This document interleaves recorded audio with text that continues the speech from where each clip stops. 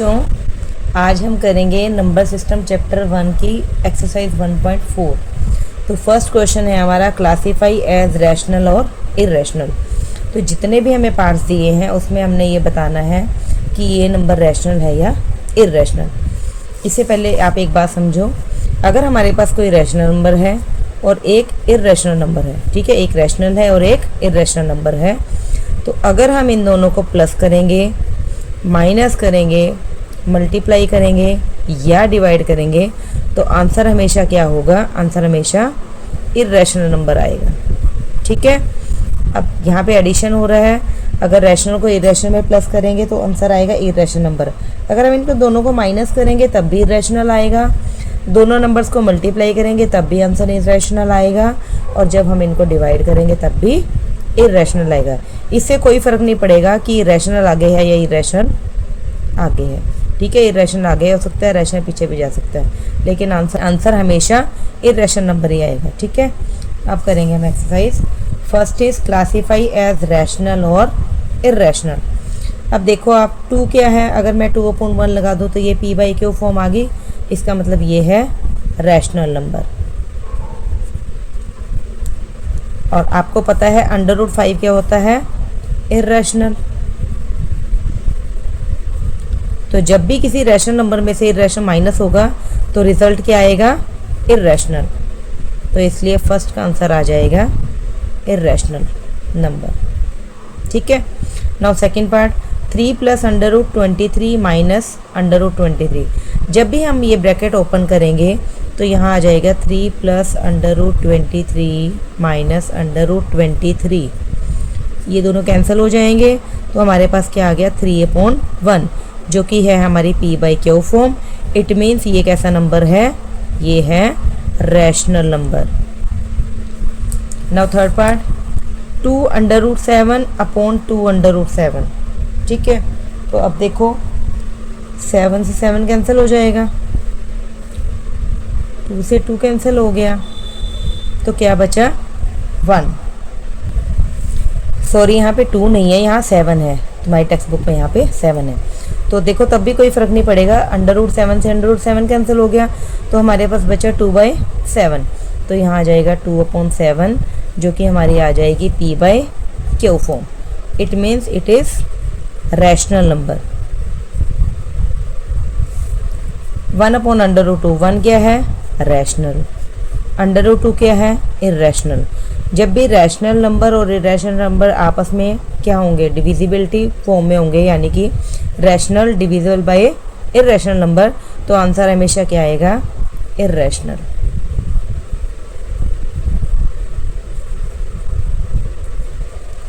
और आपको पता है पाई कैसा होता है? इर्रेशनल। तो multiple of pi is also irrational number, because pi is non repeating and non terminating, hence it is irrational number. Now question number 2, ये है सेकंड क्वेश्चन। सेकंड क्वेश्चन में हमने करना है सिंप्लीफाई, ठीक है, और आंसर निकालना है। तो सिंप्लीफाई में देखो, ये 3 + √3 with in bracket is multiplied by 2 + √2। तो इसको कैसे सॉल्व करेंगे? जब भी ब्रैकेट हमारी ओपन होगी तो ये 3 सबसे पहले से मल्टीप्लाई होगा और फिर यही 3 सेकेंड टर्म से मल्टीप्लाई होगा। तो 3 × 2 = 6, और जब 3 को √2 से मल्टीप्लाई करेंगे तो हमारे पास आ जाएगा 3/2। ठीक है, सेम प्रोसेस हम इसके साथ करेंगे, √3 से मल्टीप्लाई बाय 2 एंड देन √2। तो जब हम मल्टीप्लाई करेंगे तो ये आ जाएगा 2/3 एंड √3 × √2 हो जाएगा √6। तो देखो इसमें कोई भी लाइक टर्म नहीं है, तो यही हमारा आ जाएगा answer. Now second part, 3 + √3 × 3 minus √3। तो देखो बेटा इसमें आइडेंटिटी लग रही है, कौन सी आइडेंटिटी लगेगी? a + b × a - b। और ये क्या फॉर्मूला होता है? a² - b², इसके इक्वल होता है ये। ठीक है, तो इसी तरह से हम इसमें यहाँ पे a हमारा क्या है? 3, और b क्या हो गया? √3। तो हम सिंपली हम लिखेंगे a² यानी कि 3 का स्क्वायर माइनस √3 का होल स्क्वायर। तो 3 स्क्वायर हो जाएगा, 3 × 3 = 9, स्क्वायर से अंडर रूट कैंसिल हो जाएगा, तो ये आ जाएगा simply 3, 9 minus 3 6 is answer. Next में फिर आइडेंटिटी लगेगी, देखो a plus B whole square, ठीक है। तो a क्या है √5, b क्या है √2। तो जब आप फॉर्मूला अप्लाई करेंगे तो ये आ जाएगा a square plus B square plus 2 into a into B, और स्क्वायर से अंडर रूट कैंसिल हो जाएगा, तो ये हमारे पास आ जाएगा 5 प्लस 2, तो 5 प्लस 2 क्या होगा 7 plus 2, 5 to the 10, 2√10। Now fourth part,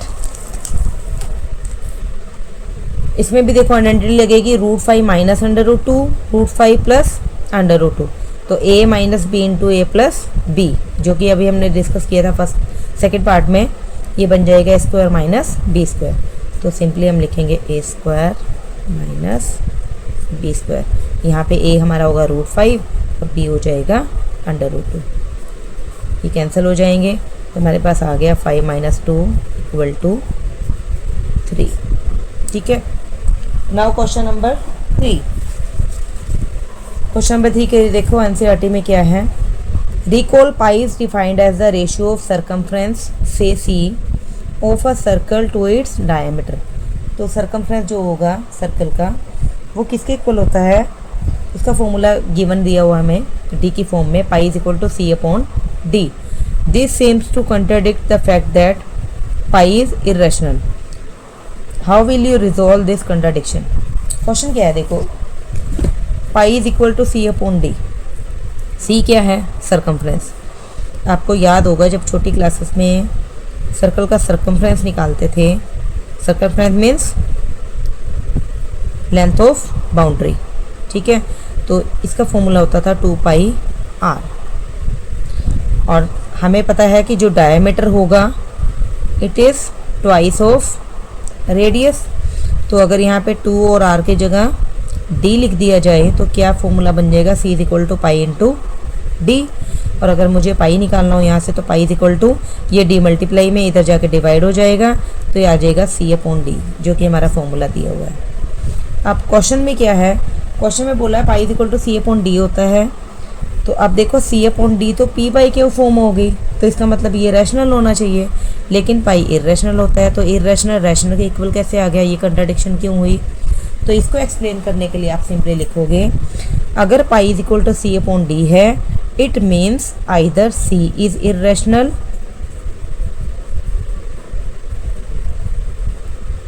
और डी इज इरेशनल, या तो सी इरेशनल होगा या तो डी इरेशनल होगा। अब इसमें कोई वैल्यू तो दी नहीं हमें, तो इन दोनों में से कोई एक इरेशनल होगा, तभी पाई जो होगा वो इरेशनल होगा, क्योंकि रैशनल नंबर और इरेशनल को अगर हम डिवाइड करेंगे तो आंसर हमेशा क्या आएगा, इरेशनल नंबर, ठीक है। और पाई आपको पता है, पाई हम वैसे तो सिंपली क्वेश्चन में क्या लेते हैं 22/7, लेकिन ये एग्जैक्ट वैल्यू नहीं है, ये अप्रोक्सीमेट वैल्यू है, जिससे कि हमारी कैलकुलेशन ईजी हो जाए, ठीक है।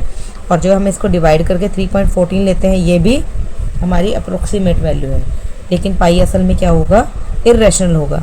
तो इनमें इन दोनों में से कोई एक इरेशनल होगा, आइदर सी आइदर डी, ठीक है। इस तरह के क्वेश्चन एग्जाम में कभी नहीं आते, ये जस्ट आपको एक नॉलेज दी गई है, ठीक है।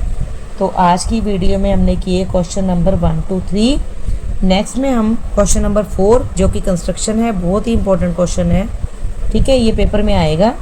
और क्वेश्चन नंबर 5 रैशनलाइजेशन, ये हम नेक्स्ट वीडियो में सीखेंगे। Till then bye bye.